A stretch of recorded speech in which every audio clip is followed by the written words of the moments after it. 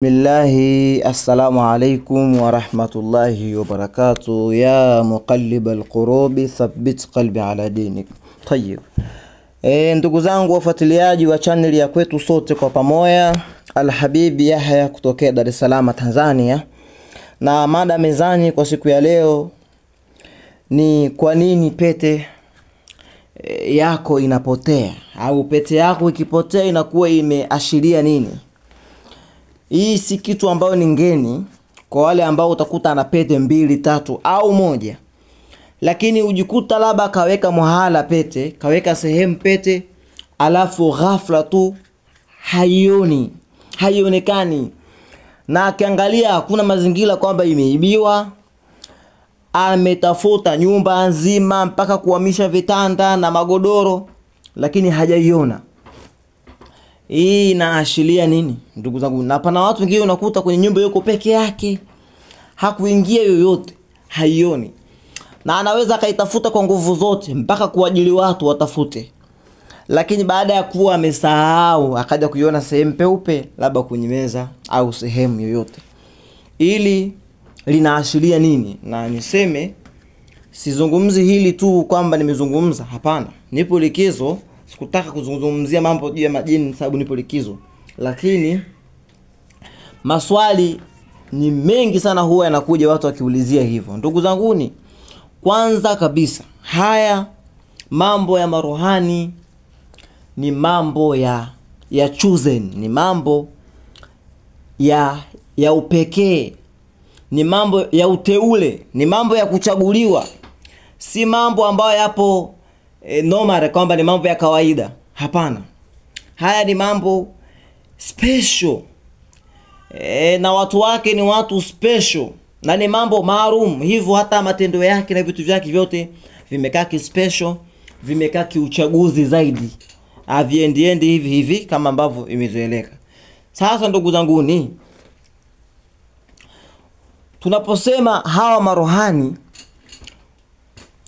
chochote ambacho utakuwa na kimiliki wewe, mtu mwenye marohani, tunasema kwa namna moja ama nyingine ni cha kwao. Na mimi na itakidi kwa uwezo wa Mwenyezi Mungu Subhanahu, Allah amewapa uwezo hawa kwamba hata hela hizi ambazo unazozipata wao wanakuwa wamechangia kwa uwezo mkubwa wewe kuzipata, kwa uwezo wa Allah, kupitia uwezo wa Mungu. Yani riziki ambayo unaishika, nafasi ambayo utaipata katika kazi, ofisi, kampuni, jamii, cheo ambacho utakipata katika chama, katika jamii, katika serikali, 90 ile asilimia 90 wao wamekuweka hapo.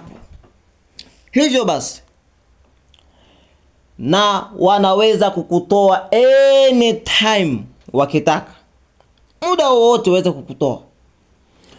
Sasa waweza ona kwamba nimetolewa kazini au nimefutwa kazi, kumbe kazi hile kuna kuelekea kulikuwa haina heri na wewe. Kuna kuelekea kazi hile ilikuwa inakuletea majanga, inakwenda kukutengenezea matatizo. Hivyo ndo maana tukasema wewe kutokufanikiwa kitu, kushindikana kwa kitu, yawezekana ndio kheri yako. Ndio tunasema wakati mwingine mwanadamu unaweza ukakichukia kitu ikawa ndio kheri yako. Waweza kulikimbia jambo ikawa ndio kheri yako. Na waweza kulikumbatia jambo ukalingangania ukalilia, kumbe ndio shari yako. Na sisi sote hatufahamu, ajuaye ni Allah Subhanahu wa Ta'ala. Hivyo basi yatakikana kila ambalo linamfika mtu ama linakufika, kauli ya sawa iwe ni alhamdulillahi rabbil alamin, kumshukuru Mungu. Hiyo ndo kauli ya kwanza, alhamdulillah. Haijalishi limekutoa machozi, limekumwaga damu, limekuhumiza au limekufurahisha, lakini kauli ya kwanza alhamdulillah rabbil alamin, kwamba mshukuru Allah ala kula hali, kwa kila hali. Kwa hiyo kitendo cha kupotea pete kinaashiria mambo makuu 3 mpaka 4. Jambo la kwanza, huenda pete hiyo kwa wakati huo au kuanzia wakati huo haifai tena kwako mpaka pale ambapo utakapoiona tena. Au pia ishaarati nyingine waweza ichukua wakaenda kuifanyia mambo, kuiongezea mambo fulani, kuiongezea mambo. Lakini pia namna nyingine pete yaweza ibwa. Naam, tayib. Inaweza kuibwa hiyo pete. Yawezekana imeibwa na maadui au na viumbe wengine waovu, wachafu, wasiofaa. Wameona kwa sababu hizi pete vito hivi bwana vinakaliwa na viumbe sana. Vito, madini yote, dhahabu, rubi, almasi na madini mengine yote yanakaliwa na viumbe, yanakaliwa na majini. Kwa lugha nyepesi tu ni mali yao. Ndio maana hakuna sehemu tenda kutoa mali hivi. Lazima mambo fulani yafanyike, kama ni kwenye mgodi au kama ni kwenye sehemu ya kutoa mali, lazima la kufanyika lifanyike ndivyo zipatikane, kwa sababu zile mali zina wenyewe. Kwa sababu zile mali zina watu wake. Wewe zenda jichukulia tu kasema mimi nachukua. La, hapana. Zina watu wake.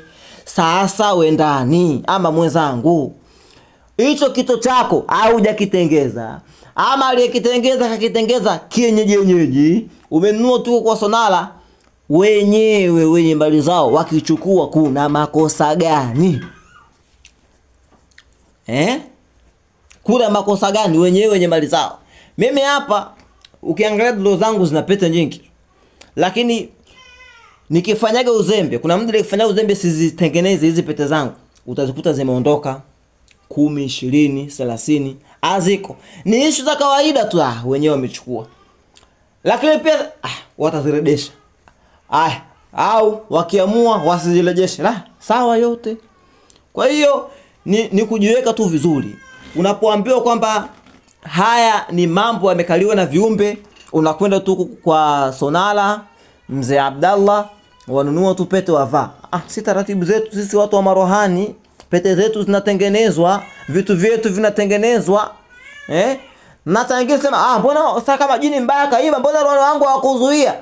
Mbona wewe umewazalau yakhe? Mbona umewazalau? Ati mtoto amwambie wewe viatu vyako legesha ndani, ingiza ndani, akakutukana matusi. Wasema vitaibiwa. Kuroba gani wewe ukisikia wasema muize leo viatu ukaachana naye? Mtoto talamika kwamba ukumsaidia. Kwa hiyo tumakinike na haya. Min alladhina yastami'una alqawla fayahtibuna hasana, walhamdulillahi rabbil alamin. Alhabib Yahya At-Tanzani.